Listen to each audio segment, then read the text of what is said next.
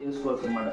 కొంతమంది పంచదార ఎక్కువ తీసుకుంటుంటారు టీలో, అలాగే లైట్గా తాగేవాళ్ళు ఉంటారు, అలాగే షుగర్ లెస్ తాగేవాళ్ళు ఉంటారు.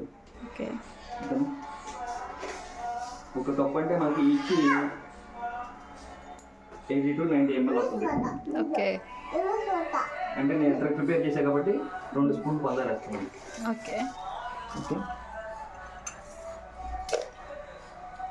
పంచదార అనేది ఫస్ట్లో వేసుకోకూడదు, ఓకేనా? 2 పొంగులు వచ్చిన తర్వాత వేసుకుందాం అనుకోండి, కరెక్ట్గా టేస్ట్ కానీ పర్ఫెక్ట్గా ఉండే ఫ్లేవర్ కానీ పర్ఫెక్ట్. ఈ ముందు వేయడం వల్ల మనకి ఆ ఫ్లేవర్ కూడా రాదు. Okay, tea సిద్ధమైపోయిందండి. 30 సెకండ్స్లో మనకు రెడీ అయిపోయినట్టే. పంచదార వేసాం కదా, ఒకసారి మనకి దాంట్లో స్ప్రెడ్ అయిపోతే టీ రెడీ అయిపోయింది. వాటర్ వాడాం, ఓకేనా? అందరికీ శ్రీరామనవమి శుభాకాంక్షలు. మీరు కూడా ఇంట్లో ట్రై చేసి చూడండి, చక్కగా వస్తుంది, ఓకేనా? వాటర్ వాడాం, ఓకేనా? అందరికీ శ్రీరామనవమి శుభాకాంక్షలు. మీరు కూడా ఇంట్లో ట్రై చేసి చూడండి, చక్కగా వస్తుంది, ఓకేనా?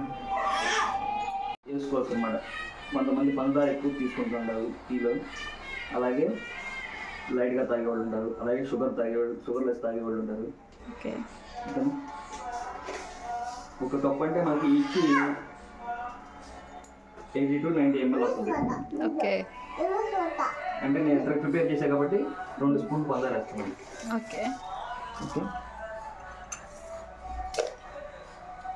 పంచదార అనేది ఫస్ట్లో వేసుకోకూడదు, ఓకేనా? 2 పొంగులు వచ్చిన తర్వాత వేసుకుందాం అనుకోండి, కరెక్ట్గా టేస్ట్ కానీ పర్ఫెక్ట్గా ఉండే ఫ్లేవర్ కానీ పర్ఫెక్ట్. ఈ ముందు వేయడం వల్ల మనకి ఆ ఫ్లేవర్ కూడా రాదు. Okay, tea సిద్ధమైపోయిందండి. 30 సెకండ్స్లో మనకు రెడీ అయిపోయినట్టే. పంచదార వేసాం కదా, ఒకసారి మనకి దాంట్లో స్ప్రెడ్ అయిపోతే టీ రెడీ అయిపోయింది. మనం ఇక్కడ 1.5 కప్పు